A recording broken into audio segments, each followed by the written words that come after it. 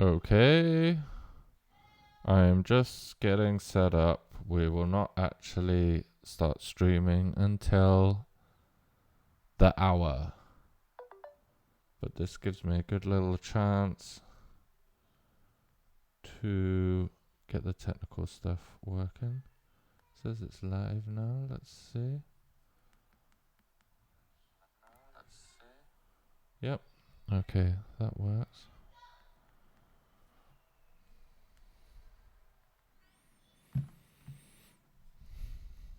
Let's see where.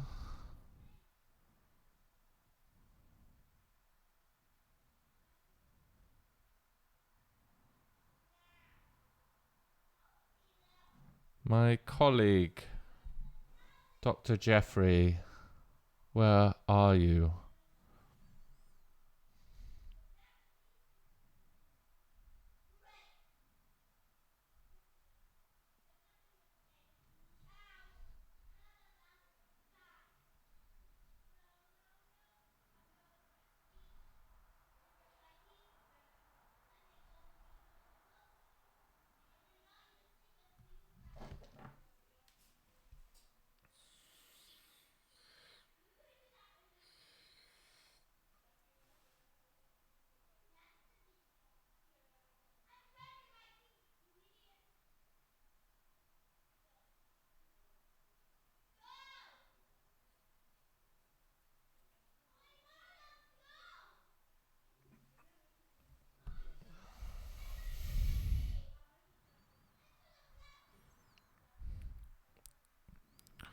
Dr. Jeffrey, you are live. I just went straight on air just so I can make sure I get the mic stuff started before an hour.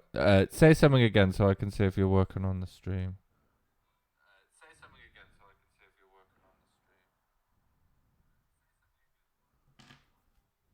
Yeah, okay, that's not working. Into the show. Okay, right. All coming through good. Yes, and before the hour.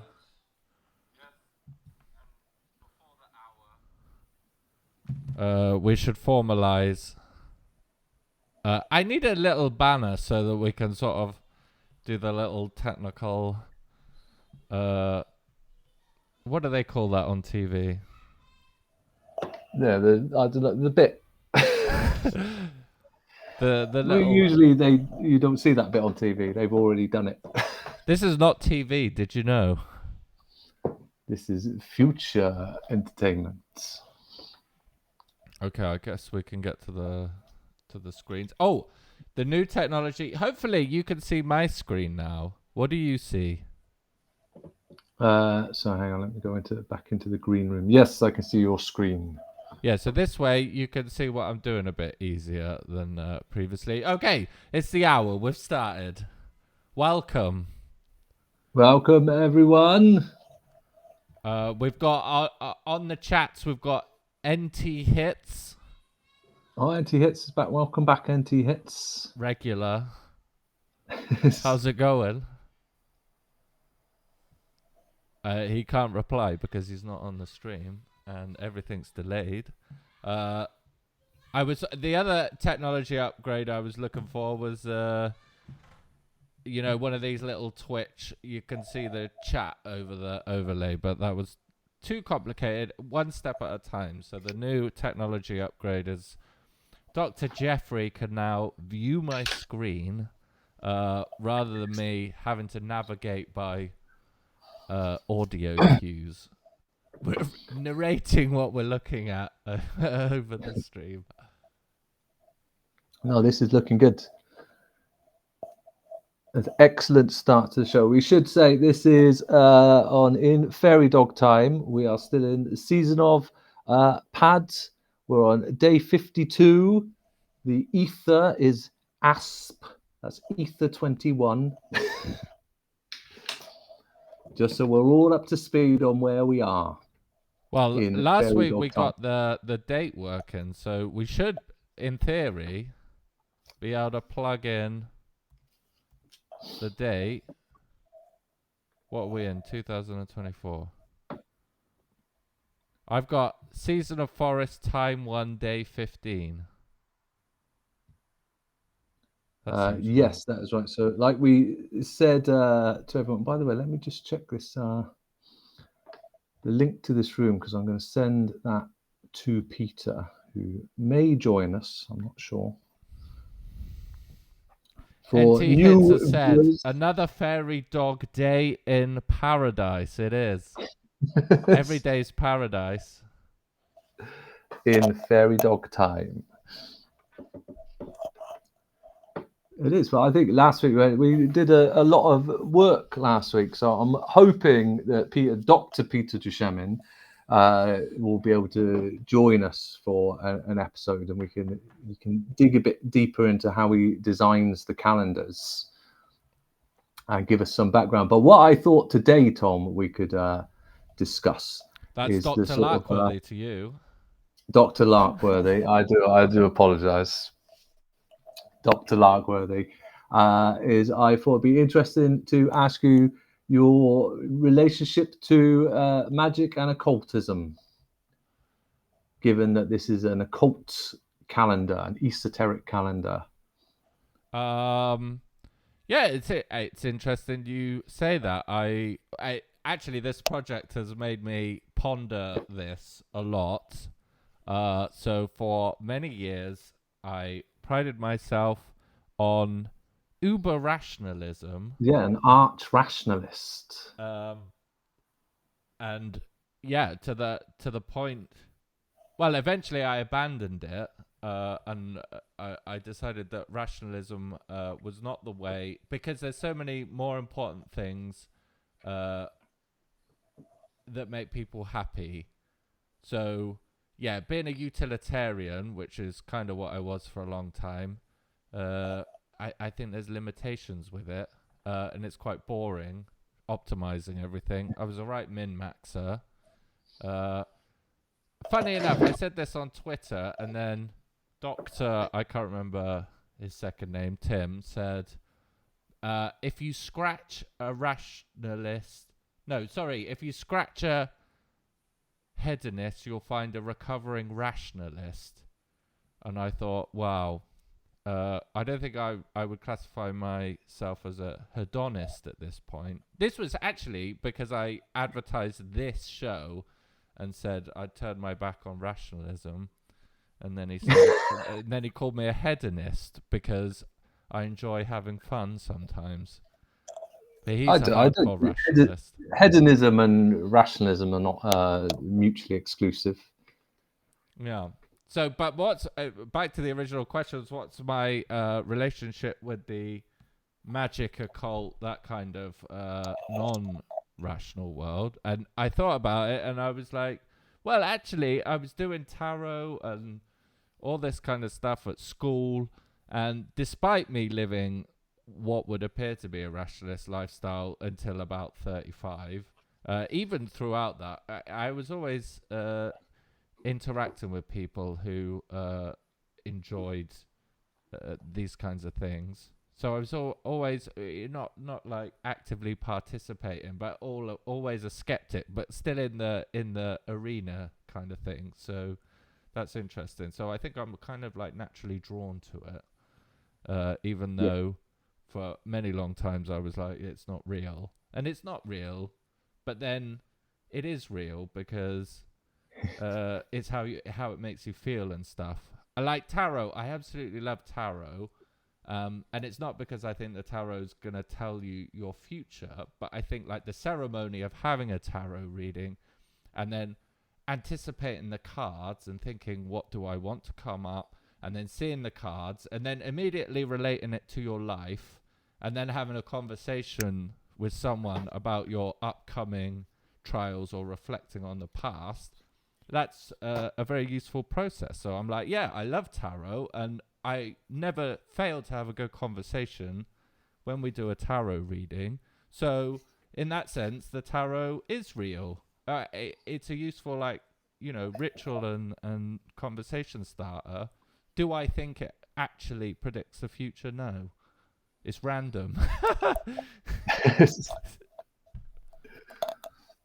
Well, it is. Yeah, I would agree. It is random. I think maybe I've got the. Well, I mean, I'm an R about this. Like I say, maybe at some point when we get Peter on, we'll dig into this. So, for example, so the fairy dog on a usual year, which is what we're currently coding. We've said before, you've got kind of a 72 angels, 72 demons, tarot card correspondences for each day, astrological correspondences, so on and so forth. So I think I personally have not yet in my journey through the occult. I would not say I've actively, for instance, conjured a demon or angel, but I know lots of people that have. And the same sort of debates kind of surround that. It's the same as with the tarot. It's not necessarily, the question of their actual kind of reality, if you like, seems very much up for grabs. There's a bit, I'll mangle the quote from Aleister Crowley, but it's something along the lines of if you do certain things will happen as a result. So I wonder about that. I should tick it off my list one day. But if I'm honest, that gives me the fear. That would be so ontologically destabilizing that it's okay for me to go, I'm into magic and the occult, and I treat it as a kind of psychological, creative, artistic framework. But I suppose eventually one day I'll have to bite the bullet, right? And say, well, if you do this ritual, what would that mean if you met a demon or an angel, and how would you kind of begin to conceptualize that? Does your mind produce it? Are we kind of like pre-programmed? Maybe it's like genetic memory or the collective unconscious or something like that, or do they have a kind of like an objective reality out there somewhere? So, but we'll maybe get to demons and angels in some later episodes. I think if we stick to the tarot for now, because I think that's like a good stepping stone. So yeah, I think the tarot is, I find at the moment this year I've dedicated myself to doing a tarot reading every single day. So I'm drawing 5 cards every day and then trying to keep a kind of a diary to see how they kind of like chime. But like I said, I don't think they're predictive necessarily so much as you've got like all of those, like all like aspects of the self, right? That's what each card is. They're like an aspect of how we experience the world. So having those, if you've got no fucking idea what you're doing, as is so often in life, right? Life can be very confusing sometimes, if not all the time, in fact. So having like that framework that allows you to go, okay, yeah, no, these are like some fixed experiences that you can kind of glom onto and use those as a kind of stepping stone for making sense of things. Is usually how I approach it. I don't know how NT Hits or our other viewers approach the tarot and these ideas. Might be interesting to get some of their views. But I think in that regard, so they're not on the stream, so they can't actually speak. So I think in terms of, could I interrupt or add at that point? Mm-hmm.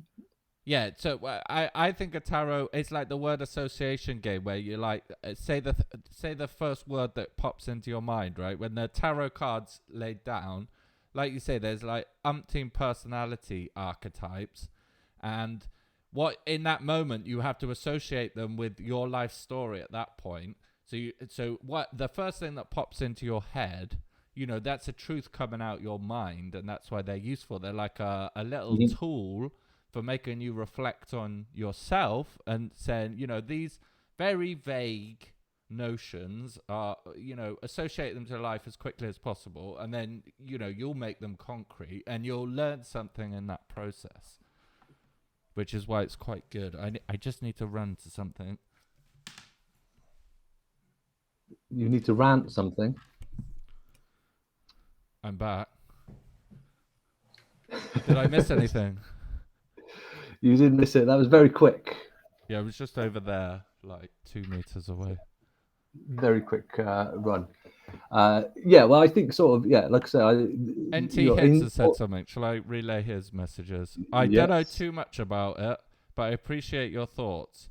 There's a new bartender at my local pub that has offered to read cards for patrons when it's slow.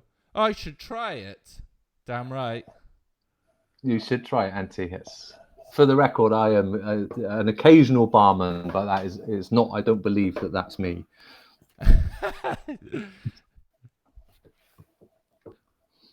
Famously, a barman masquerading as an academic. Yeah, go on well, with your tarot insights then. no, I was going to say. So I think so. In terms of like one way of I suppose approaching fairy dog time, because each day has got these like various correspondences. I suppose one way of looking at that might be to go that there's a kind of I don't know a fixed kind of meaning for each day, if you like, might be a very sort of literal approach to it. Whereas I guess maybe what we're suggesting is that another sort of approach is to go, okay, today I will look up these various correspondences and see how these kind of meanings chime with me. And they make the day a bit more useful or inspire you to create a work of art, all the better. I guess one could use it kind of literally for doing kind of, you could go, I'm going to do a ritual for a particular thing on a particular fairy dog day based on those correspondences. So I think like the demons and the angels, in some ways, I guess we can approach those in the same way that we're saying one could approach the tarot. So all of those demons and angels are like aspects of the self, right? That is what a demon is. I think that's a useful way of thinking about it. If you are, I don't know, like an alcoholic, for example, then thinking about that as a kind of like a literal demon is sort of quite a useful way of engaging with that behavior. Give it a face and a name. Enter into dialogue with it. I would say is one approach. But again, we'll come back to that, I think, because we should do a whole episode on that. We'll get Ramsey Duke's Little Book of Demons out. That's the argument that he makes there. But we can also look at sort of the history of them. But you, Tom, Dr. Larkworthy, I believe you have at least one tattoo based on the tarot. Yes. Let me. Is it the Nine of Pentacles? Is that right? It's the Nine of Pentacles. It's got a.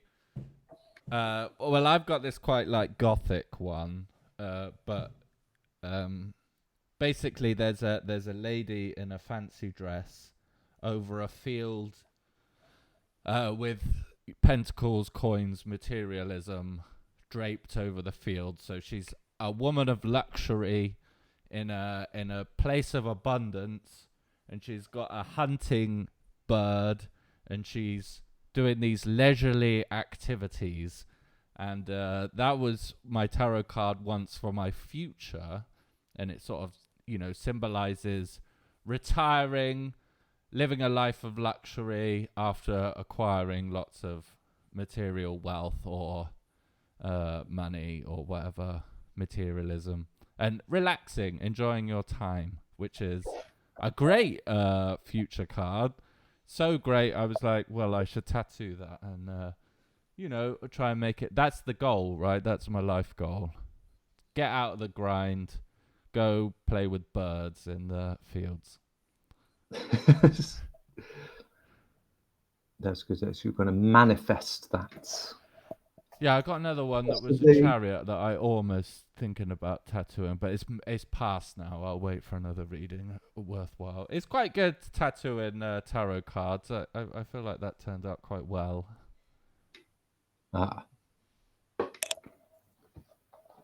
No, it's good. I think it will help you to manifest that. Possibly you will retire on the proceeds generated by the Fairy Dog app. Yes, maybe. I'm skeptical. What's my percentage? Let's negotiate. Well, we'll need Peter as the designer, so I'm thinking just a 3-way split. Wow, lucky me. So you're doing more work. Peter's done the most work. Um, And I'm doing 22 years of daily drawings. yeah, I mean, like at some point we have to do an art style. Like at the moment we're in a sort of dry period where we're just sort of like figuring out the mechanics and doing logic. So last week we were doing the translator for time, but only for non-leap years. That was actually why we ended up with a offset problem last week. There was a bug, and that was because we didn't account for leap years in the Gregorian calendar when doing the modulus operator. If you were watching last week and wondering what that bug was all about, it was yet another leap year bug. I imagine that will be a reoccurring theme. But anyway, that's all like very dry stuff. The other cool stuff, which I hope we get to, and it won't be today, but at some point, is the sort of graphical design and stuff. Let's just talk about that because it's quite interesting. Like, you've drawn all this amazing art and stuff. Is this the color scheme you wish for the realized Just app, which is what we're zines aiming at? and such that are available to download. We've still got to scan the zine. Well, I would say this, on the cover of, so this kind of thing going around the edge here, which is that kind of like there's a sort of Cthulhu-esque tentacle, as you can see, and it's got a kind of an energy going round it. So there is the version from the very first annual as well. So in some ways, I suppose in my head, not to it's up to the reader to make up their own meanings, I suppose. But one thing I suppose that I am aiming for there is that there's a polarity at work, I suppose. Oh, we've So got another person in the chat. we've got Teklev. I Ahoy, believe old boyos. that's Kev Kenny of Boyos. Dunning fame. Is he Welsh? No, you've met Kev. Oh, Kev. Nice to see you, Kev. Oh, Welcome. welcome. So Kev's a big fan of the Fairy Dog calendar, long-time supporter of the process, of very often printed off a lot of the artwork for me in the early stages of the various zines and other parts of the project. So definitely a part of the process. Yeah, well, you have this art style. Yeah, I'm interested to see, like, we have to realize something, and then will this be you are the artist, I believe, Dr. Jeffrey. So this will be our style. I am currently the default artist. Well, that's been the style for some time. I'm trying to see if we can find some other examples from the zine. There we go. I don't know how well this will show up because have you joined the book? You haven't joined the book. I'm gonna work it in. No, so we need to get the. Whoa. So there's a question. There's been various different styles at different points. Are we able to? We've got the link, I think, haven't we? Yeah, you have to be very. I've got these links here. I've just sent you the link. You should be able to add more, I think. Maybe. So if we open up the second Fairy Dog Annual Year 1.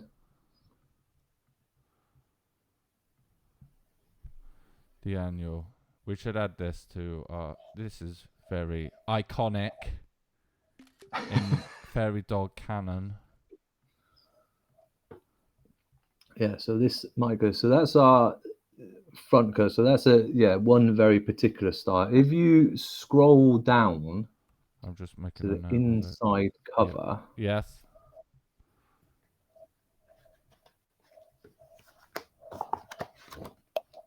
You can see my screen now.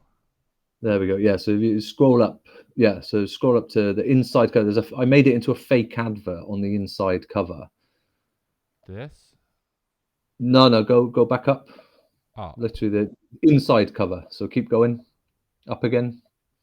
I'm at the top. Further. That's it. So so those cards which I did not really produce. I made it. So there's your front cover. And the inside cover, I did a fake advert, pretending that they were sort of Panini stickers. So if you scroll down, you'll see a very different art style. There was me experimenting with pastels. Unlike me, there you go. So this is a sample of when I did the 72 angels of the Shemhao Mepharash. So I would do a kind of like a little minute-long sort of meditation, I suppose, on their names and the meanings attached to them. You can see their little sort of sigils at the bottom. That's what those bits are. And then basically I tried to sort of capture whatever image popped into my head to represent them. So what I've tried to do over the course of the almost pretty much 4 years now is like toying around with kind of like different art styles for each season. So I did 72 in pastel. There's a lot of kind of looks like my standard sort of comic-y type work, I suppose. One season I did 72 haikus. One season, so I did a haiku each day. We can maybe find one of the haikus. If we go, where are we? Let's assume this is a leap year, but on the app as it is now, what day does that give us? What day of the season? Season of Forest, time 1, day 15. So day 15. So in the almanac, I've got the haikus were in the almanac. So if it was that, it's not because we're a leap year. But nevertheless, if it was day 15, this is a nice haiku. I think one of the haikus for day 15. Explain FDC, right? Fairy Dog Calendar. So the haiku goes: explain FDC. Structured midlife crisis beats the opposite. Wow, that's profound. Let me write that down. That's a good quote. What was it? Is explain FDC. Explain FDC. Structured midlife crisis, in quotes. Structured midlife crisis beats the opposite. That's the I mean, today, whether or not it is truly structured by midlife crisis so far, I will leave others to judge. I think maybe you were going through one of your cynical periods then.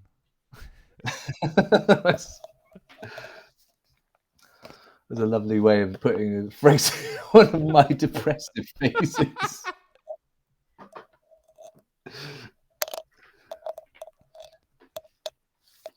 There is something in one part of the project I like. So the aim for me, part of this is that obviously we'll do the app this year, but this is going to be a kind of like a 22-year art project, basically in the end.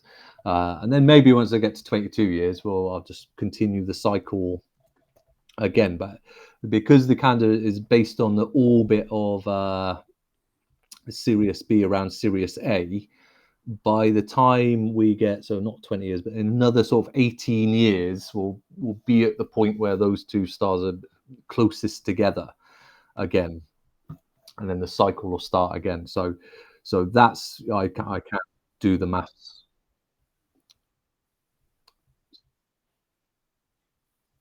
Don't mind me, just keep talking. Yeah.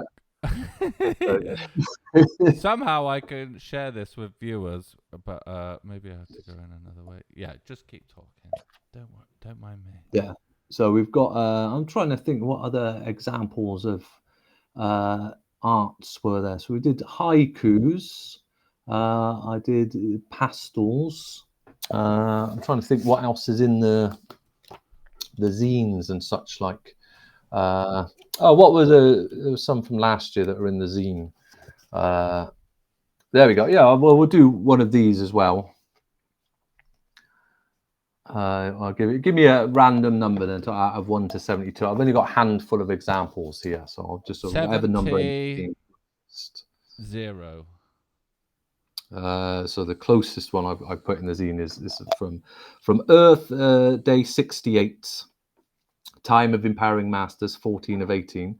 So these ones I did 72 kind of I suppose automatic poems, basically. So I would set a timer and then just write for a minute without thinking about it, and then kind of structure it into a kind of poem-like form. And so 68 is the closest one we got. So it says, it all seems so vast there in the white room, a pinprick consciousness, speck, dot, now line, square, tesseract, and you are the room now, in it and of it and out of it, always, forever and now. Quite nice. That would be nice if I woke up to that and that was on my phone. Today is that. I would go, well, might be interesting. Yeah, so I mean, we'll have a vast kind of choice about what to include on the app for each day, because there's a lot of material now. The other thing that I did, which I think probably we won't include on the app, but at one point in the last year, I wanted to do a book, and the idea of the book was it would just be a book of beginnings and endings, so first pages and last pages. So I did 36 first pages for books that don't exist, and then 36 last pages, which I don't. I mean, I guess we could find an example of that. I might need to dig around a bit on Facebook here, but can I go that far back? I mean, do we want to read an entire first page? That's just a random book where you haven't. No, that was no, because they were. I structured it. That's what I mean. So I did 72. Oh, so I see. It could be its own book, but I did 36 first pages and 36 last pages. But I am not entirely sure how I would even begin to look those up. So we'll maybe save that for the next episode. I'll probably have to dig out the notebook for that one. But the point is, we got this idea. It's kind of treating the fairy dog calendar, unlike Gregorian time, where time is money. In fairy dog time, time is art. So each day, viewers, you are encouraged to produce a work of art of some kind each day. Do something creative. Open yourself up to the world of creation. Even if no one looks at them, just good to keep your hand in. Do you think you are creative every day? Do I think me myself, or do you mean yourself? One? Yeah, I was just thinking, like, if a calendar told me to be creative every day, would I be able to live up to that seemingly lofty expectation? But then yes. I think I probably am creative every day. So as a general rule, I think the last 3 years I have actually been pretty good. So every now and again I would sort of miss a day or two, and then I would on the day when I sat down, I would do like sort of 3 things to account for that. But as a general rule, I've actually been pretty good at doing something every day. This season has been a bit off, I would say, but I've tried something different this season because there's a lot going on. So I gave myself a little bit of a break and went, what I will do for this season is I dug out in fact, I probably can send you the link for this, because this might be interesting to illustrate a point. Let me see, which one is a good one here. Let's go down a bit. One of them jumped out at me the other day. I was like, that is a weird kind of synchronicity. What are you talking to me? I'm not.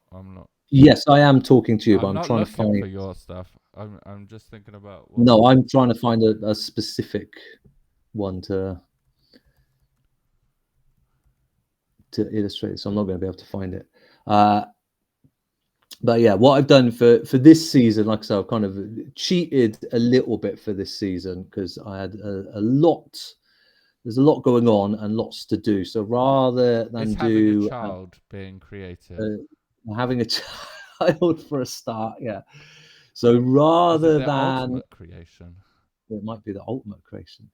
So yeah, so what I did this season is rather than create a new work of art each day, there you are, I'll send you. I'll just send you the link to this one. That'll do as Where are a. you sending me stuff? You've got access to these things. You can just start writing in my notebook. Oh, that's true. Yeah, I could do. Yeah, you need to get teched up, man. I don't. I know, but these are all on Facebook, so they're not necessarily publicly accessible. I might need to put the Instagram link in. It's probably the better version. Where are Yeah. oh my Oh, god, my dog's hello, passwords.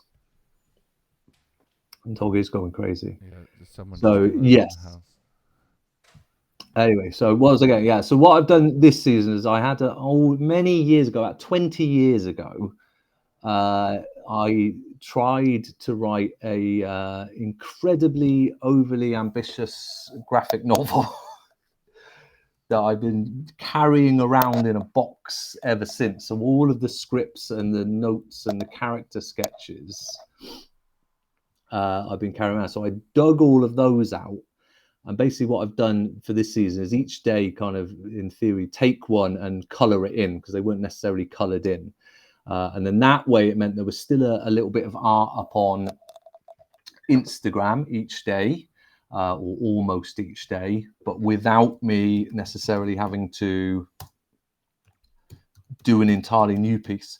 But the weird thing, the one that I noticed the other day, which I can't find right now, was I noticed that in the notes on one of them from 20 years ago, it said it had a communism, class consciousness raising, and then occultism or sort of psychedelic like consciousness expansion.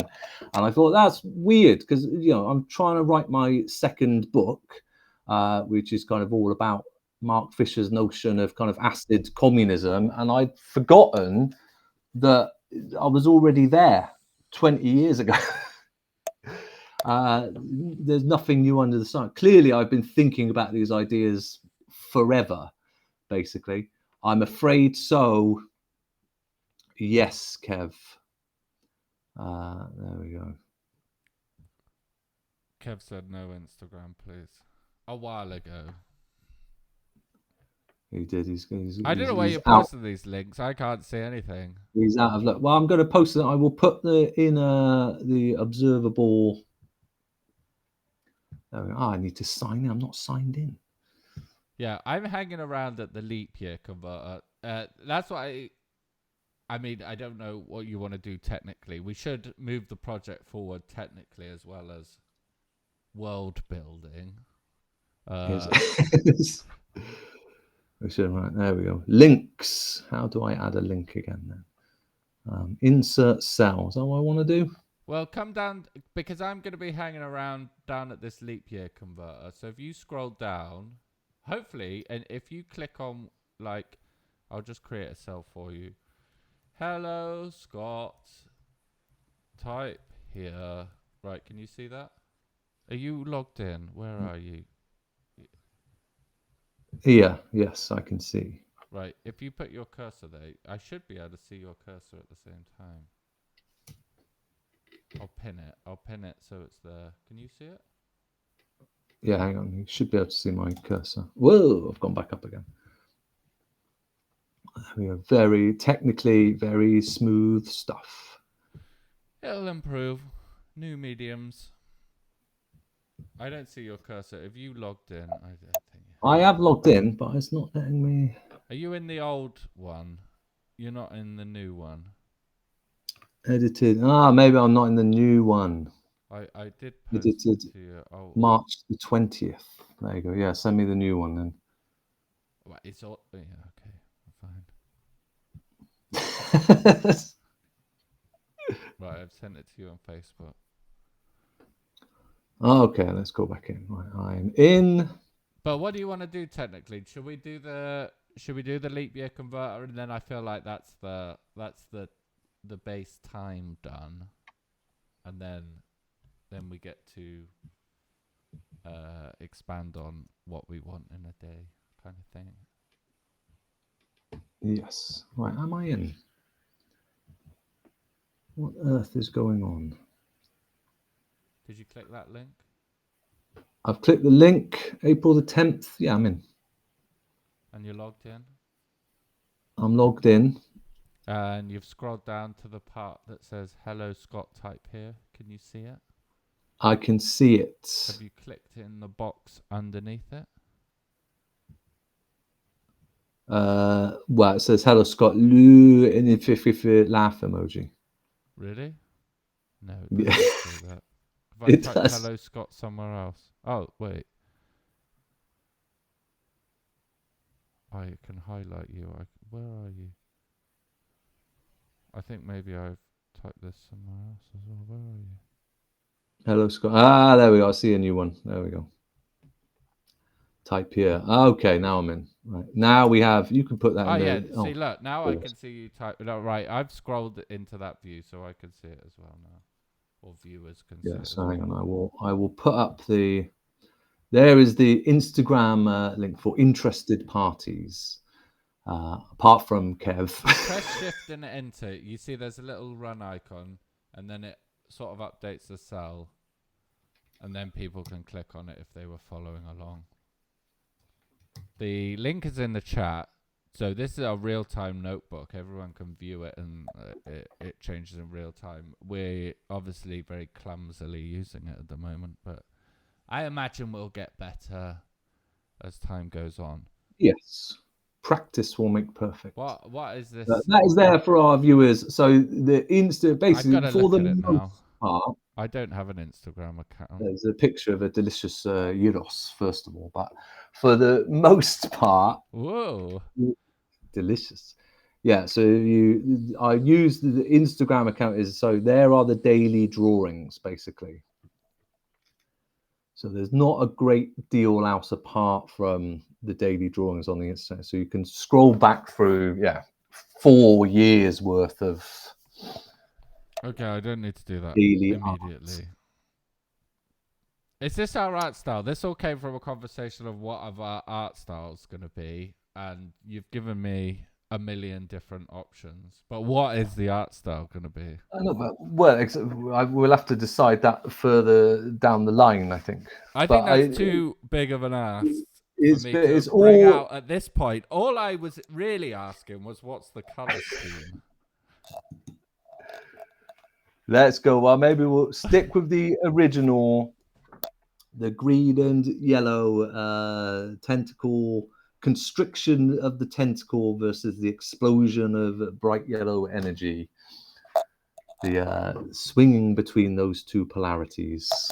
Yeah, that's sort of. It reminds me of sand and scrolls and that kind of thing. Ancient parchment and stuff. But the tentacles are yellow. Should tentacles be yellow? I think they need to change color. I think that's just my bad scanner. Okay. So they're greener on the cover of the annual than they've turned out on the almanac cover there. Yeah, that makes sense. Yes.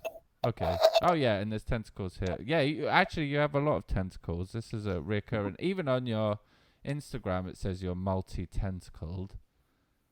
I am a multi-tentacled monstrosity. Yeah.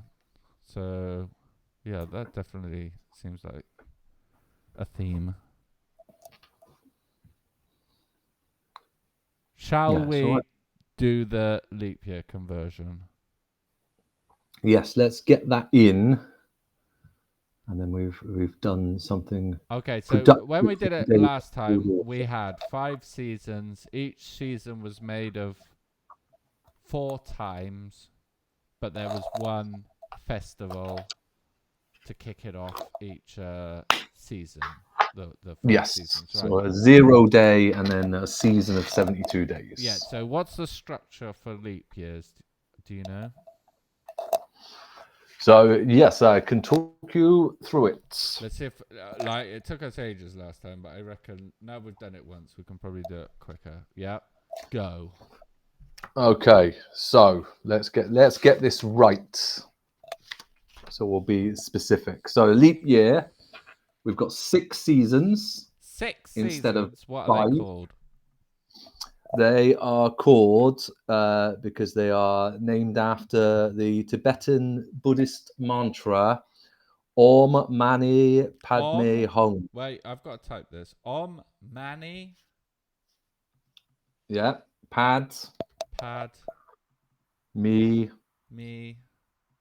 Hung, Hung. That's only 5. You said 6. I've missed one. Om Yeah. Ma Ni. So Ma and Oh, Ni that's are 2. Ma Ni. Ni Pad Me Is this Hung. Thai? Possibly. We could double check. Right. Anyway. I Yeah. mean, So it's obviously I Tibetan. can't spell these, It's but I'll put Buddhist, them in the so it could notebook. very You well can be Thai. correct the spelling in your leisure. Yeah. So 6 1, 2, 3, 4, 5. Yeah. 6 seasons. Yeah. Okay, so we've got 6 seasons. So each season is comprised of 61 days. So then it's straight to days. Days. Right. Yes, although we'll break that down a bit. Let's see what happens if we do this. Days. What was it? 62? No, so basically 61. So 2 30-day cycles, and they're separate. So the 0 day or the festival day on a leap year comes in the middle of each season rather than at the beginning.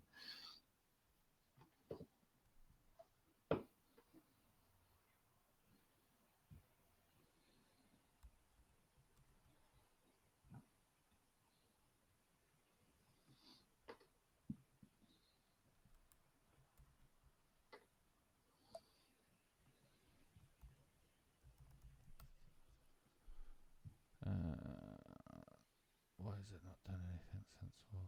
Map season days. Return days. Okay. Right, so I've got, which is incorrect. Can you see this on your screen? Yeah. Yeah. Season on day 1, season on day 2. So you're saying Yeah. when we get to, when was it? 31. After this. Yeah. So we get to 30. Yeah. Then we got a 0 day. This is where it's going to get confusing. Yeah. So there is no 30. Well, I mean, there is a 31, but that's a 0 day.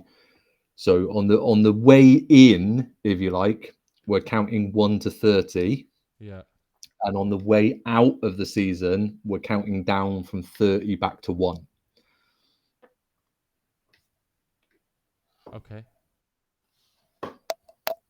Or at least that's how we're going through sort of the ethers, the 30 ethers. Okay. I can do this. Yeah. So, Although do we have a term like preceding or for processing? now though, all we need is 61 days, right? If you look at the almanac, we need it divided by the. we're not adding the names in yet. So as long as we've got 61 days for each but of those. to do the names, I need to know the periods. But have they got any special terminology like we're proceeding or waning or anything like that? No. Okay. No, so they repeat themselves, but forwards and backwards. Okay, yeah, we'll call them forwards and backwards. Forwards is 30 days. We're going. So forwards we're going. We begin. Sorry, it's the other way around. That's my fault. We go from 30 to 1. Then we have our 0 date, and then we go from 1 to 30. Okay, so 30 minus I plus 1 maybe. Backwards 30 plus 1. And we want to return the forwards and the backwards. Yeah, almost. Let's if we are breathing in and breathing out. Okay, and we want them as one chunk. So now it says 31, 30, and then it gets to 1, and then it goes to 2. That's not quite right, I don't think. Yeah. Oh, it started at 31. That's wrong. So we shouldn't have added 1 there. Starts at 30. Starts at 30. Counts down to 1. Then we have another 1, and then we count up. So what's missing is the festival in the middle there. Yeah. Is it called a festival? Yes. So like I say, so we got so just as with a normal year, we still get a festival day, but it's in the middle of the season rather than the end of the season. Season festival. And we'll call this forwards, and we'll call this one backwards. Okay. So, season on day 30, forwards, 30 days. Oh, wait, we're missing I didn't put the festival in. Festival in the middle, and then go out again. Let's try that again. Forwards. Festival on the 31st of the Gregorian. 32 is season on day 1 on the backwards pass. And then season 2, season of Ma, starts day 30, forwards on Gregorian day 62. Does that make sense? Yeah, sorry, 1 second. That is Peter is trying to join us. Oh, good. Where's Peter? I'm sending him the link to the green room. Get him in the green room, yeah. Yeah. Perfect timing. Yeah, that's perfect. Hey, what's up? Wow, this is very exciting. Can I see you? Yes. Yes. I can see you in the green room. Can I see you on the... Ah, yeah, I can. Right, wait a minute. The screen's not orientated quite correctly. Wait. I've never done Twitch, so I know nothing about it. So don't worry. We're all learning as we go. I can Twitch. Dr. Dushemin, Dr. Larkworthy. Excellent. And Doctor. Our audience. Look, we're all laid out there on the screen, and you can see my screen. Nice to meet you, Peter. Very nice to meet you. So you're in Berlin, are you? Yes, we're in Berlin at the moment. Yeah. Brilliant. Cool. Velkommen. We got a little. What's that? Velkommen. It's German. Welcome in, Hoa. Yeah, cool. I'm in Newfoundland at the moment, but I was, kind of, I was in Hong Kong for years and then moved back here, so I'm sort of only just getting used to this place. But cool. I should probably go get the parapigma. I'm doing some interesting work on it, actually. I don't want to say what it is, but there'll be some cool developments. And also, Scott, direct flights from my city to London are happening in the summer for affordable prices. So, so we'll come in. We'll close that chapter hopefully soon. But I've got some kind of cool stuff going on because, as you know, I work in a foundry, so I can do lots of things with metal. No, this is exciting. I just saw in the chat NT Hits, who is our long time viewer. Okay. Has said Peter's appearance on the stream has been fabled for many fairy dog months. So indeed. This up. It's law. It's law. Yeah. Well, I don't know, Peter, if you want to maybe give your version of the origins of the calendar and. Can I get the parapigma though? Can I go just? Yeah, absolutely. I don't know what a parapigma is. Okay, well I'll tell you. There we go. I could tell. Parapigma is a counting board. So okay, is that's the tool used to make the calendar? Yeah, so the calendar of the trade of a in abstract, the calendar is a system, but obviously, you can make a physical version of it. So yeah, I'll tell one kind of section of the story. I mean, like, where do you start, right? So I've been designing calendars for 20 years or so, and big part of my thesis ended up. I basically was in an interdisciplinary program, philosophy, sociology, and religious studies, and I kind of went rogue, and just like, you know what, I'm gonna turn this into the groundwork, the prolegomena for calendar magic opus, and then I ended up leaving academia. So I finished, I got the dissertation, and then I just sort of walked away, and I ended up, now I work in bronze, which is the single best way to make objects that are going to last for thousands of years, and that's obviously what we're trying to do, is create artifacts that can carry these rhythms and these experiments in a kind of symbiosis between object and lore, right, oral tradition, and we make these artifacts so as to keep these counts for, hopefully thousands of years. Any rate, to long story short, basically in 2003, I made my first calendar, which was a Mercury calendar. I had the idea that I could make calendars based on other planets, because I wouldn't have had the words at the time, but I would say I had the intuition that calendars don't measure time, they sculpt it. And there's what, again, I didn't have the words back then, but I would say calendar hypnosis is what I call it now, which is a form of tool hypnosis whereby consciousness forms the shape of the tools used to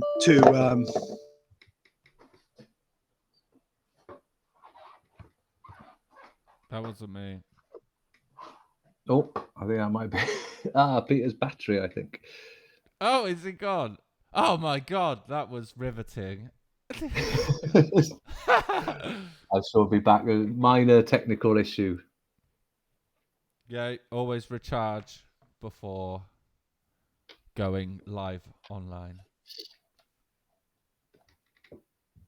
We'll wait for. Well, we can carry on. We'll with wait in silence. A somber silence until he returns. No, we should. Let's push dead air. That's push not on. good broadcasting. I'm sure he'll be back in a minute. Hopefully. So we got to the forwards and the backwards. 61 days each. how are we doing? Can you guys hear me? Sorry, I dropped out there. Yeah, you're back. Yeah, no, that's good. We assumed that was maybe riveting. Where were you? You making Mercury calendar hypnosis?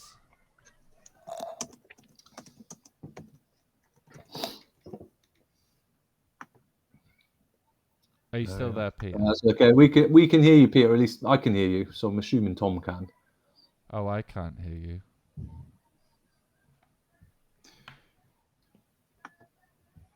What's?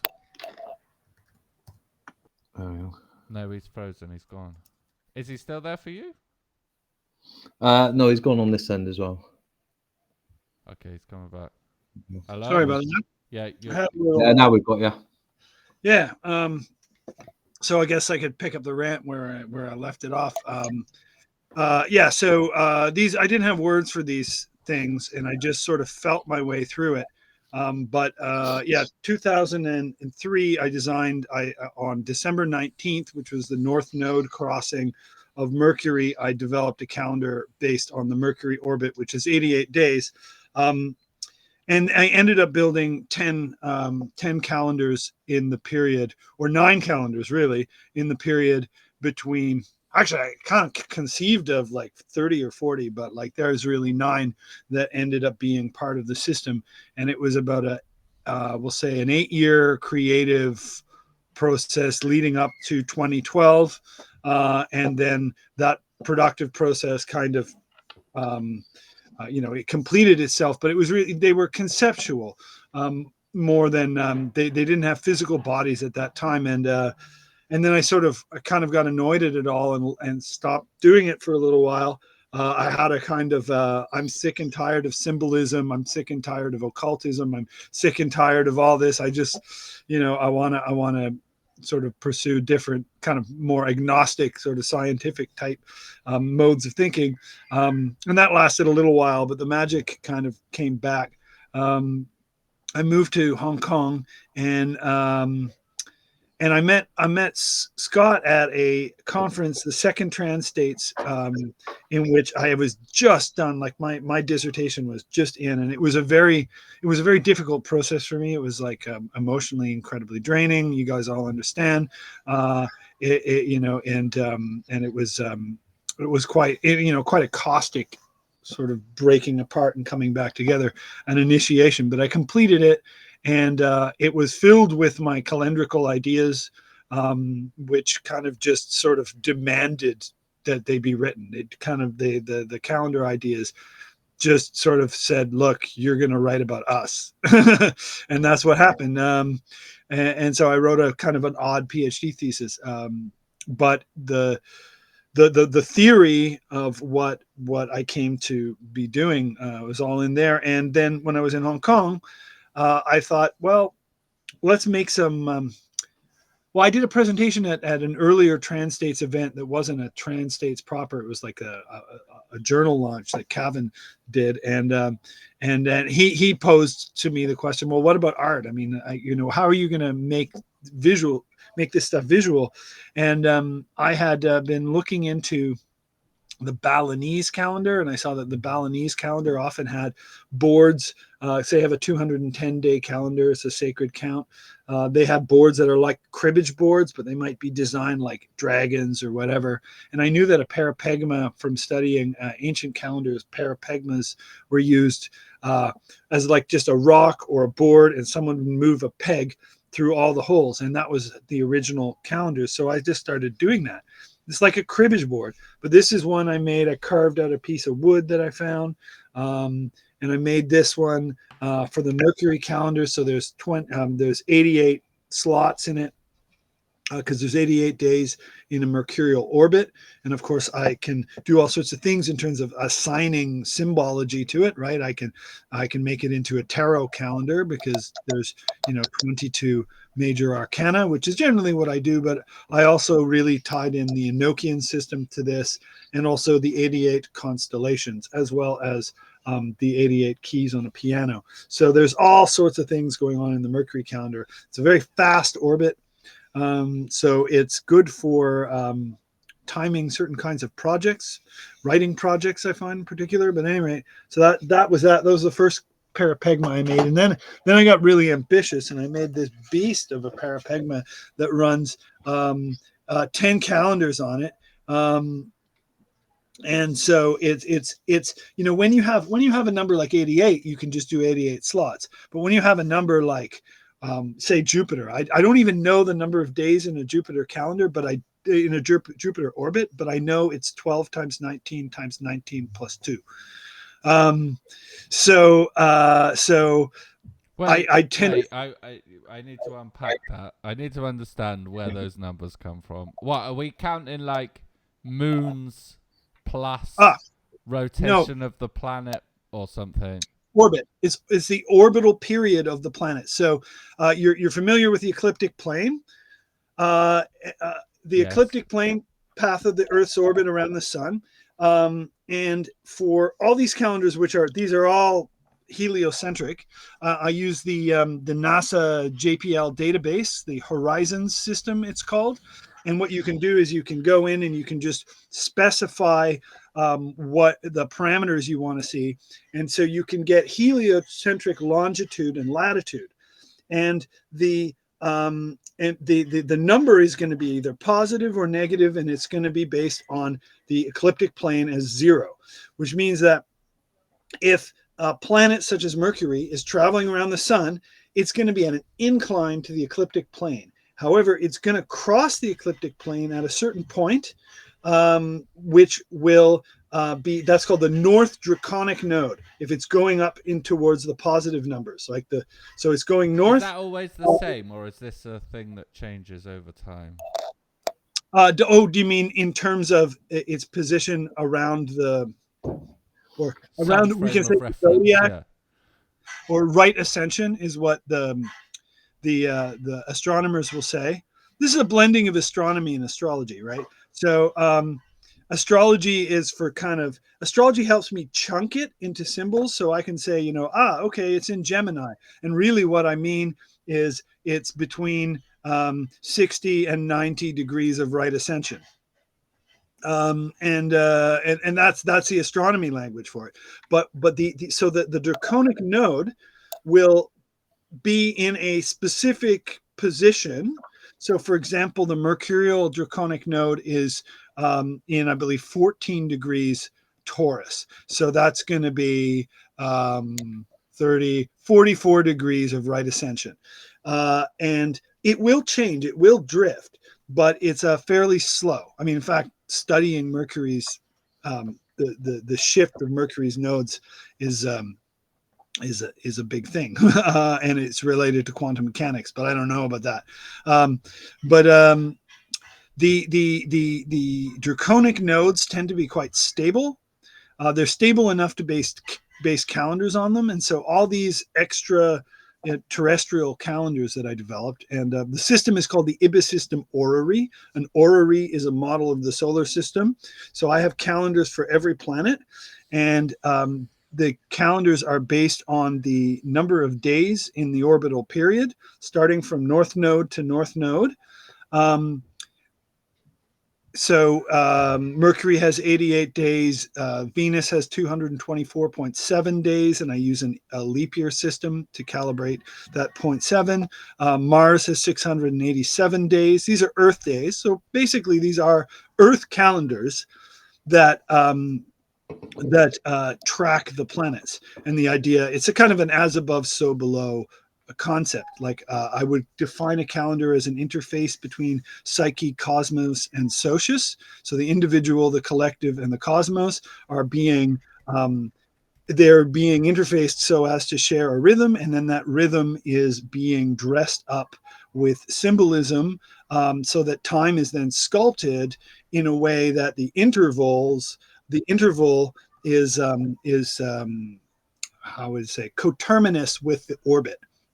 And if you imagine 10 of these happening at once, you have this idea of 10 different streams of time, each one of which produces a different kind of flourishing. And if you have a community of people or an individual of people playing with this polycalendrical system, the idea is all of these different rhythms and these different rates will kind of find their way into expression. And we have a kind of a lovely experiment in how to think time in a totally new way.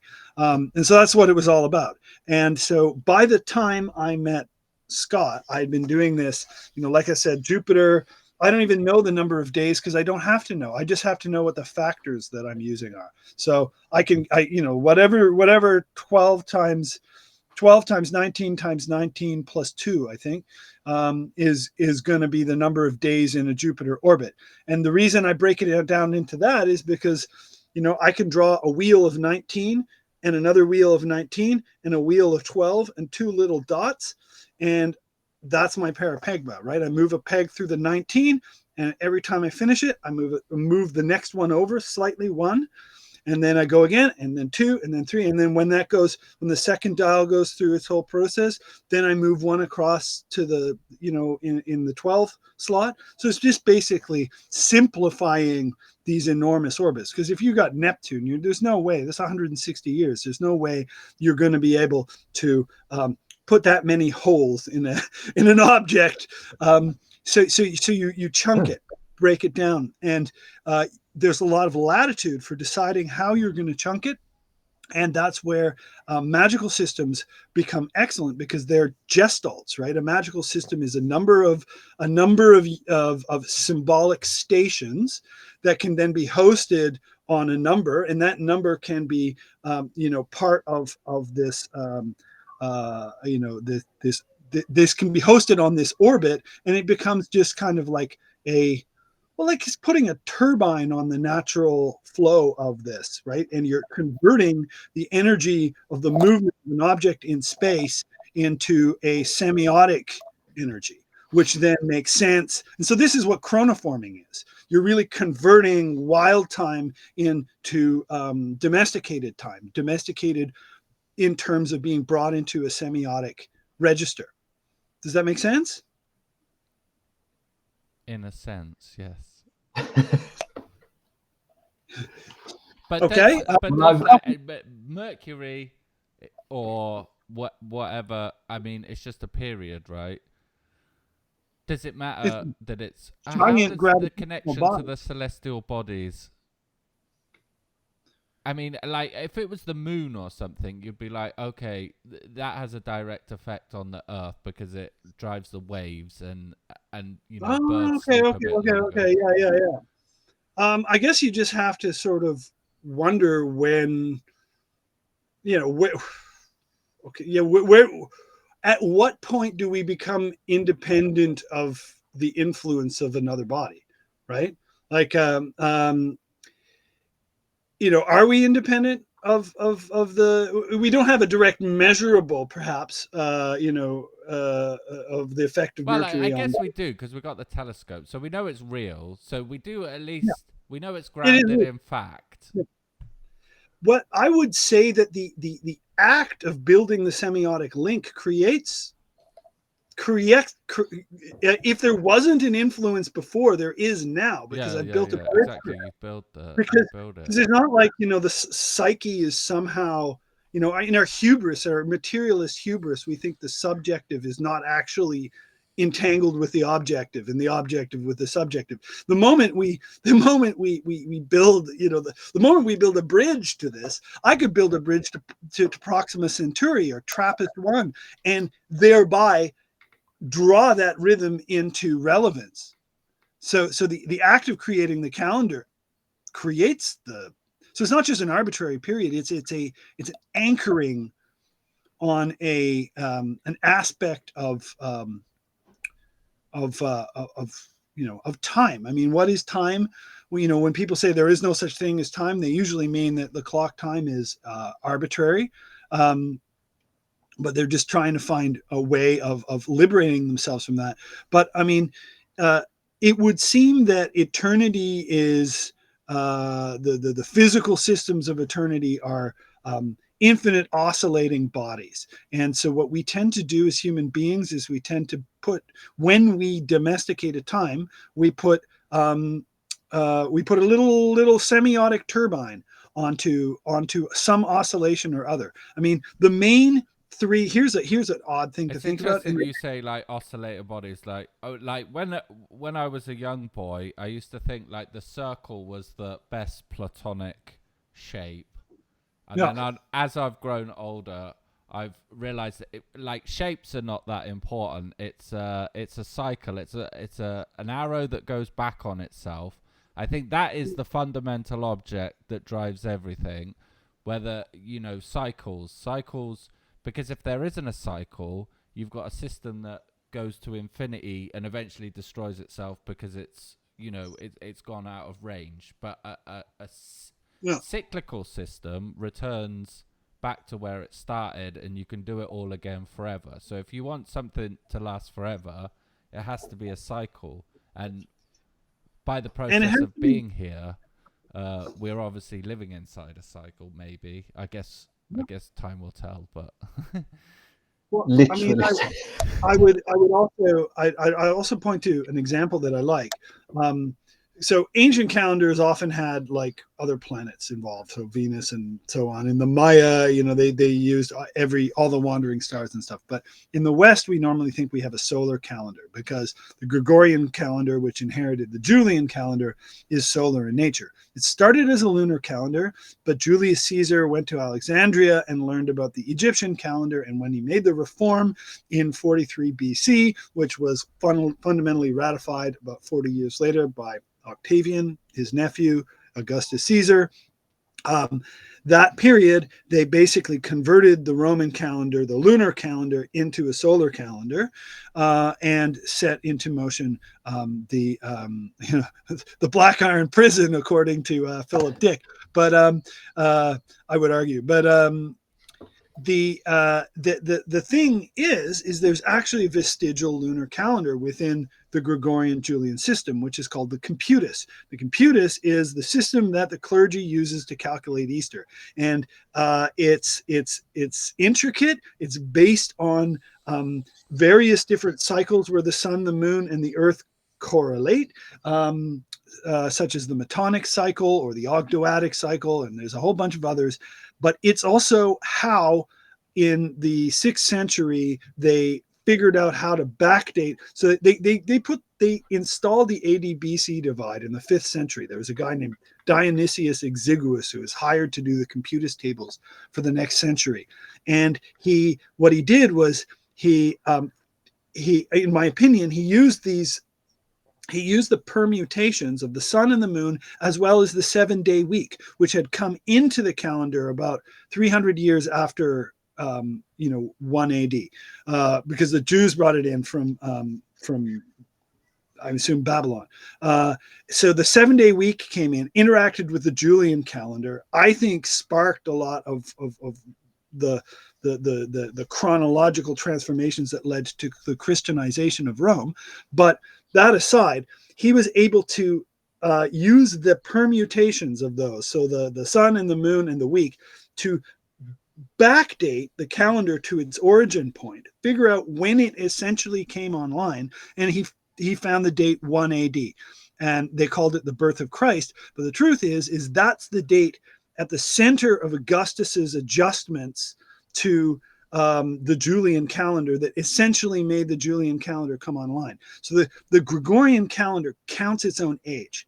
Like we say it counts from the birth of Christ, actually counting its own age. So Christ, in this odd sense, is the chronological infrastructure of the Roman Julian Gregorian complex. And then, of course, the Gregorian reform happened around the Industrial Revolution, and it was designed to make the system more accurate by improving the leap year system and also accommodating the clock.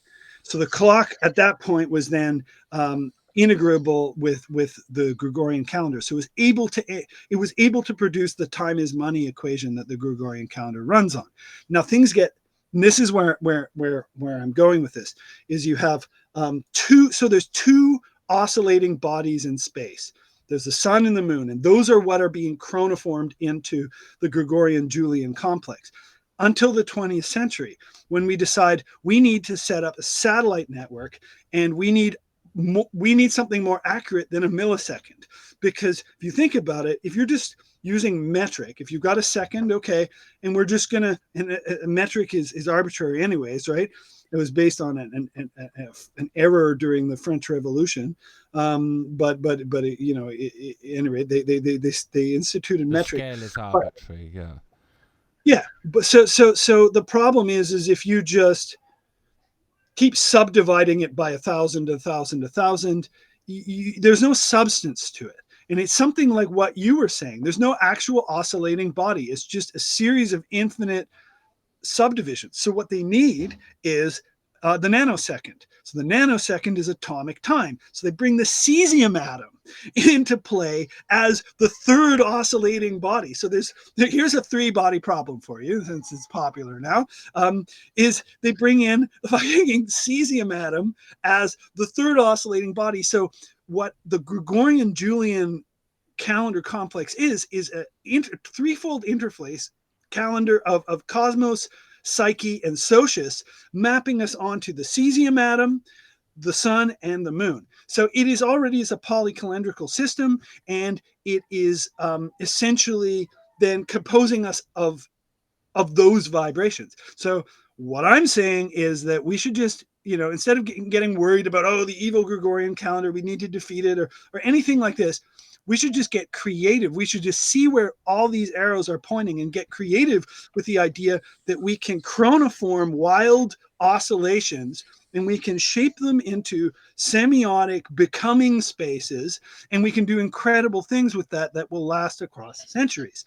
Hence the parapegmas and what have you. And the last thing I'm going to just sort of say in my rant is, so I run into, I've been doing this stuff. I've been, this is, I'm living and breathing this stuff. And then I meet Scott at this conference, and I didn't have to convince him of anything, right? I just was like, yeah, I design calendars. And what I'm learning now is he had already probably come to know, he knew how to recognize the value of it immediately. The moment I said, I design calendars, he instantly knew the value of that.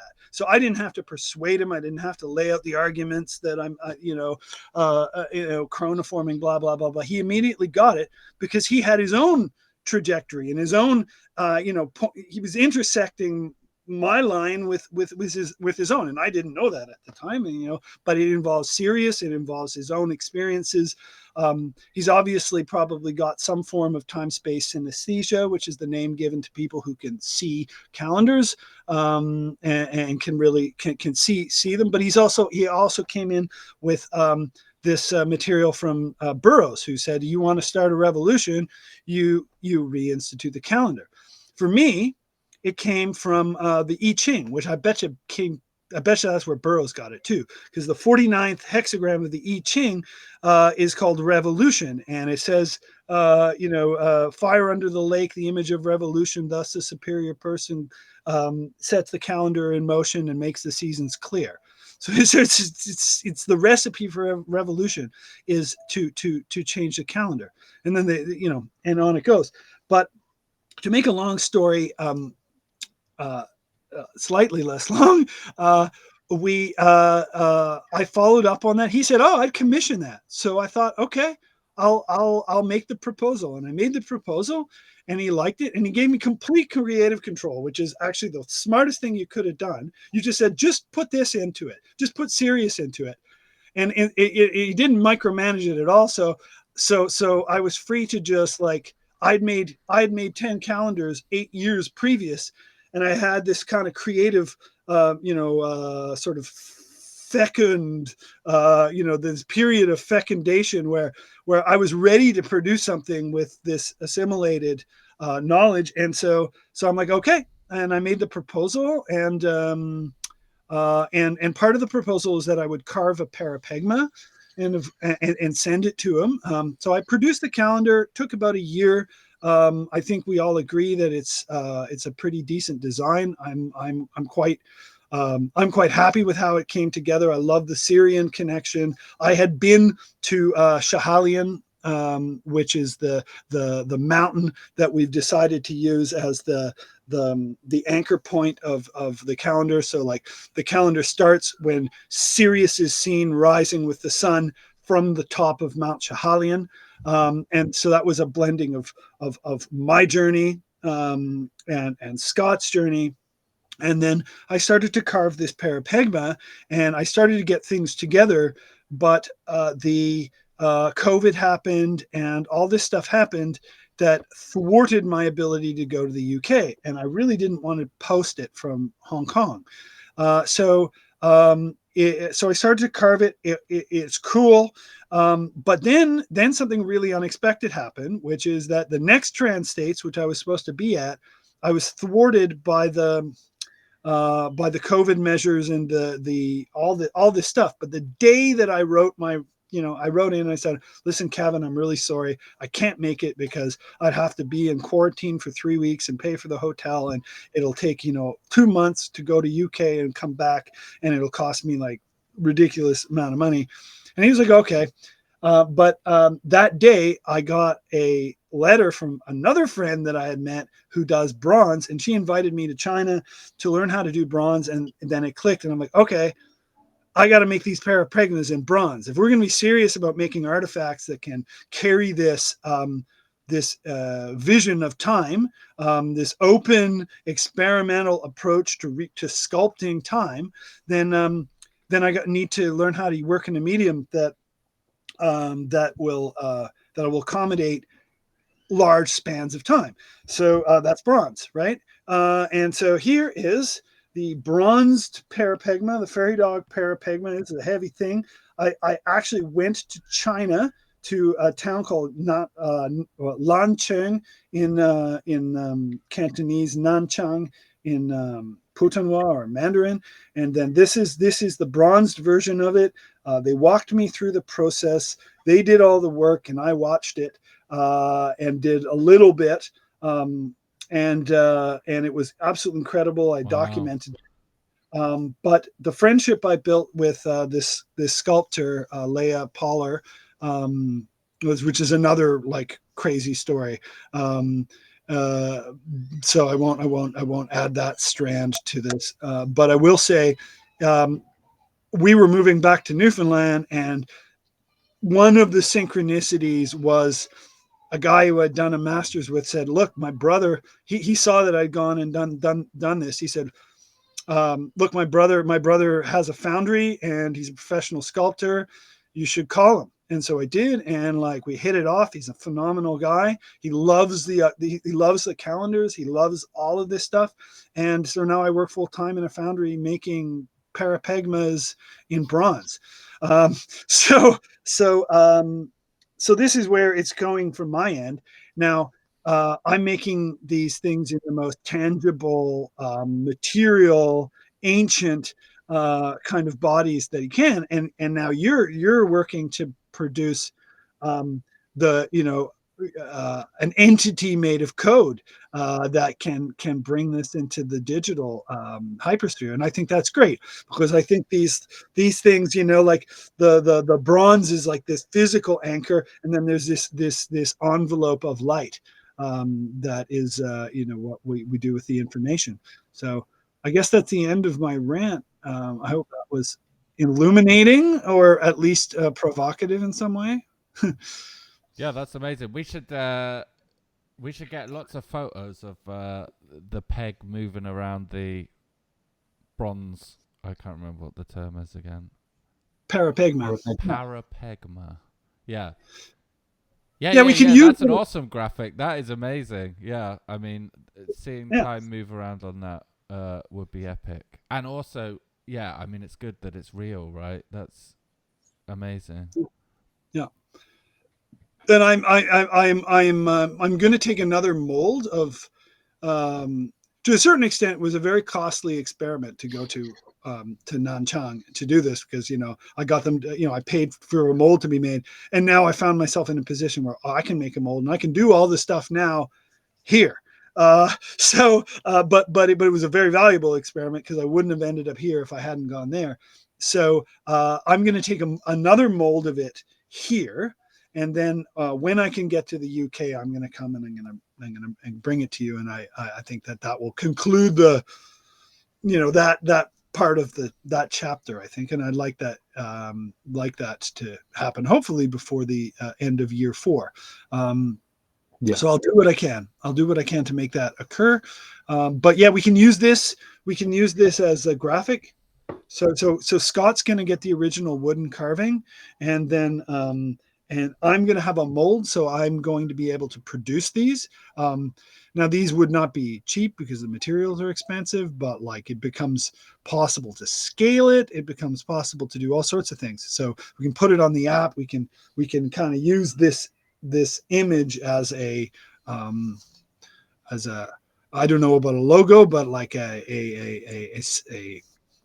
icon of the fairy dog, if you want. Yeah. No, this is very cool. So, yeah, we were talking about art styles. This is another influence.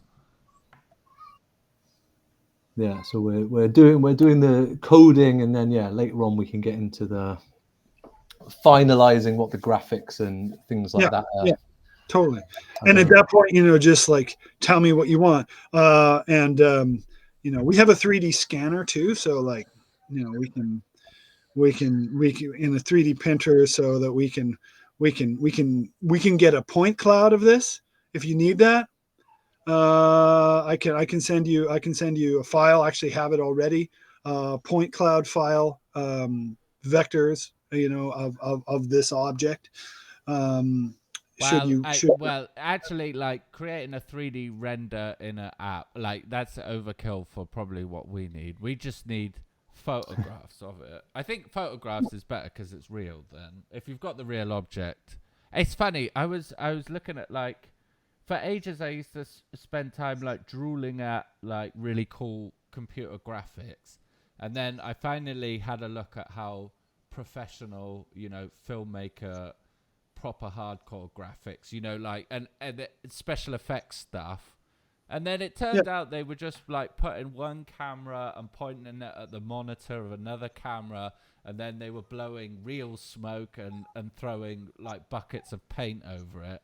And I was like, no. well, even in this age of digital and infinite budgets, the analog stuff is still the best. So just photographs of it with the pins in, like so We we can could, do. so every day you would see a picture of it, and then you're orientated on the calendar. But like there's no need to digitize it and then reconstruct it. You might as well just photo it as Yeah. it's there. I mean, I've already digitized this, so I could just send you the file. But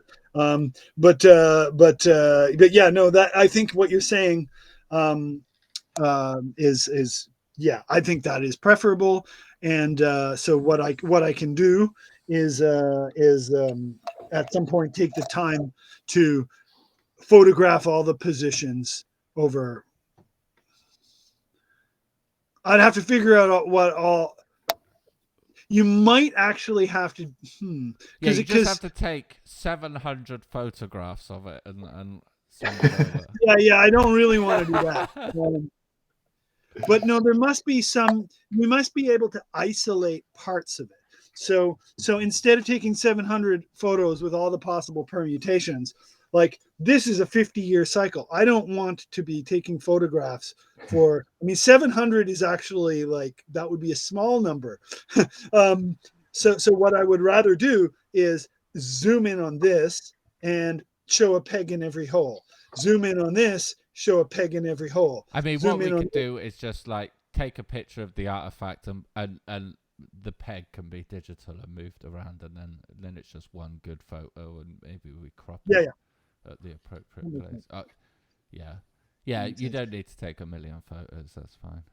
We'll So figure it out. I did have something I wanted to raise, and I realize it's sort of somewhat of a provocation to the project, but I wanted to put forth the possibility of an app enlarging the scope of the app or producing a concurrent app because what I think really needs to happen if our project is to show everybody our cool calendar, that is what we're doing, right? We're making an app to show everyone our cool calendar. I If love our scope project, increases.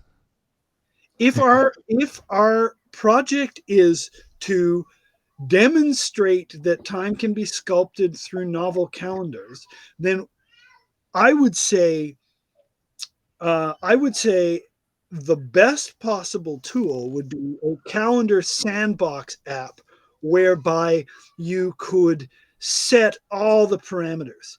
So it would be a calendar sandbox app where you could make calendars off of any oscillating body you want. You wouldn't have to feed oscillating bodies and you'd be assumed to know what they are unless you wanted to link it to some kind of ephemeris. But just basically a toolkit where you could have on your phone and you'd be like, all right, I want to create a calendar. Okay, how many days in the calendar? 88. Okay. And do I want to link, what are the subdivisions? And just that kind of tool that would let people develop calendars. So that would be my wish list. Like, Well, you should see what we're doing here, right? Because can you see my screen? You can see it all right. I can, yeah. Yeah, so like this is a merge of like pictures, writing, links, but this is programmable. So I'm actually typing in the code here. So now I can go for any date, like the 5th of the 4th, 2023, and it tells me we're at season forest time 1 or whatever, and we've Yeah. got this, this is codified some of your tables. Mhm.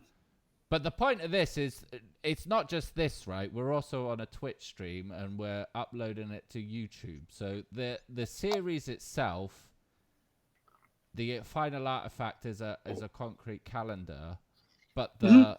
the sort of theater we're putting on now is like how to make a calendar. So that is like the meta level of, like, if you wanted to create your own calendar, well, those bearded guys did it. And all this tool is You like, better grow a beard, right?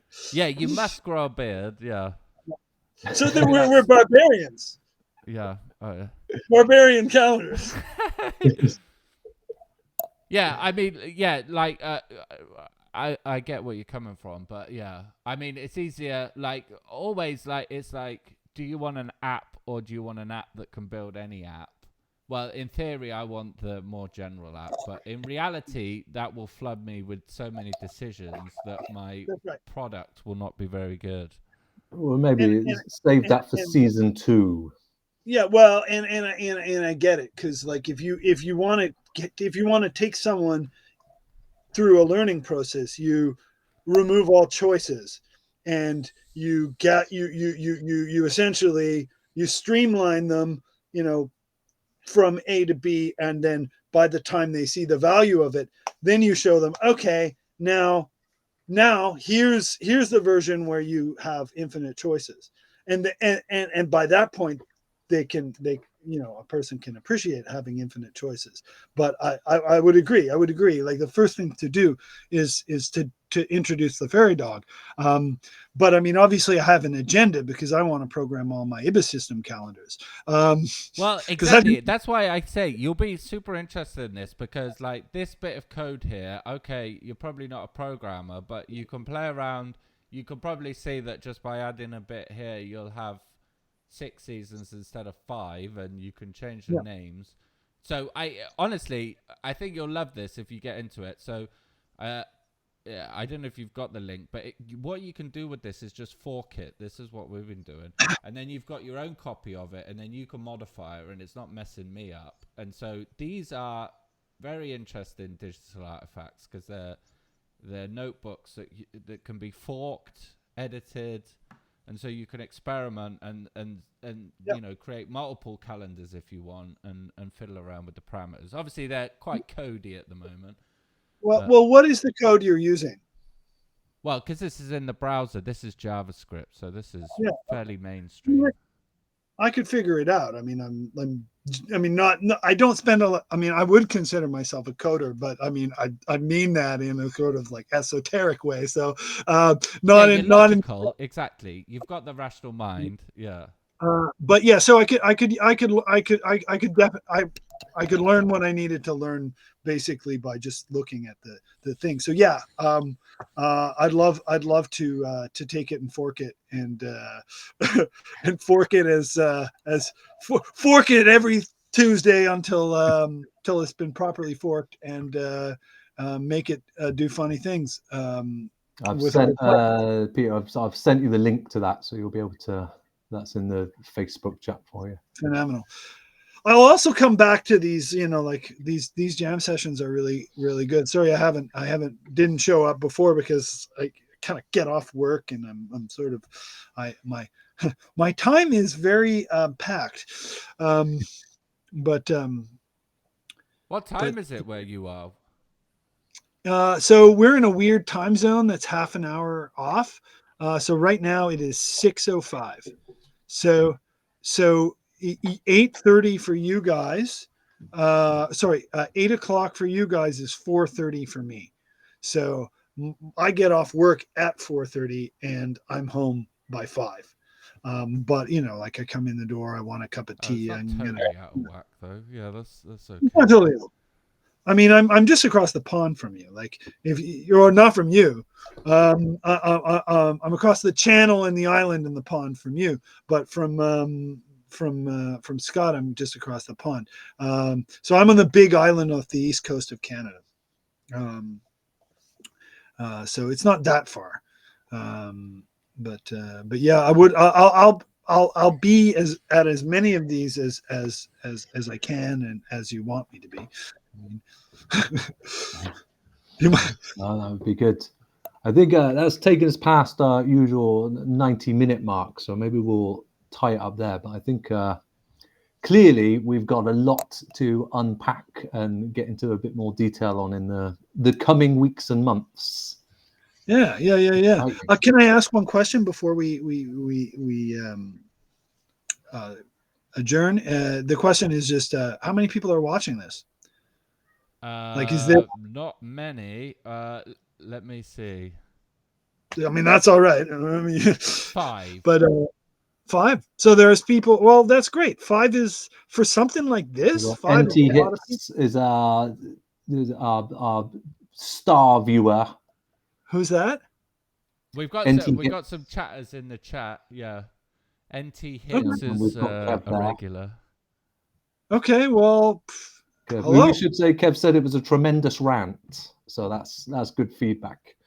All right. Well, you know, like I'm born for this. Like this, I live and I breathe this stuff, and this is eternity has grabbed me and asked me to do this. So this is what I'm doing. I should say, as you're interested in viewership and whatnot, so Twitch, the problem with Twitch is it's live. Obviously, like the quality is what you would expect with a live, unrehearsed whatnot. But they only keep the recordings for 7 days, so it's kind of ephemeral. But what I do is export it to YouTube, so then we'll have a permanent record, and I just sort of chop off the technical difficulties at the beginning. But like, yeah, if you want something like share or view like much later than 7 days, then go to YouTube. At the moment, it's on my personal channel, Tom Larkworthy, which is the same name as the Twitch channel. So if you can Google Tom Larkworthy in the YouTube search, you'll find it. Okay. Can I plug my Instagram? Plug it. I don't know. Like it would help if you were signed into Twitch and then you could post it rather than just say it. Okay. You can say it. So can I just put it in the chat? You put it in the chat. I'll even bring it up on the. So just look up. I think it's. You in the chat? I might be able to send this to Tom. We'll do a relay race of copy and pasting. All right, I'm gonna just. Ideally, someone will paste it in the Twitch, which I can also copy from. There you go. So I've Facebook Messengered it. Yeah, that's like the worst. I should say my lovely partner Yoshi also has pointed out on Facebook. Well, she I'm gonna. Twitch, but she is watching. Oh, here we are. Instagram. There you are. Instagram. The Forest of Life calendar. There's Peter sporting a fine beard there. Yep. Yeah. Oh yeah. No. I've trimmed it down nowadays, but yeah, it was pretty epic when I was in Hong Kong. But yeah, so this is the Venus calendar. The Venus calendar is the easiest one to follow of all my systems because it uses 7 day week.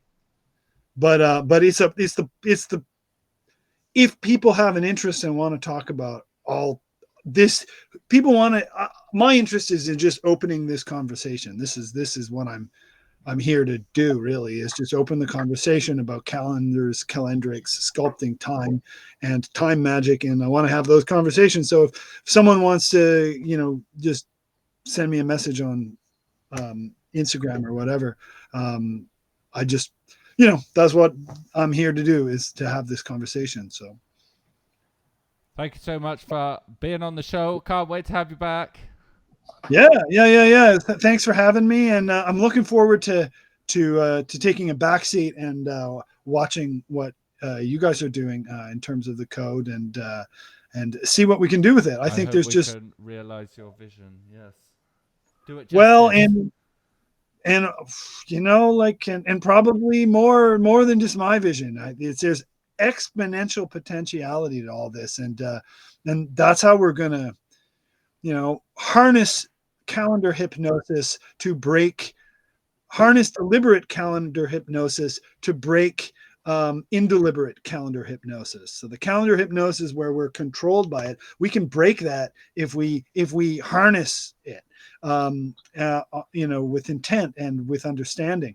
And so I'm quite confident that when this idea catches fire, it'll be like a wildfire.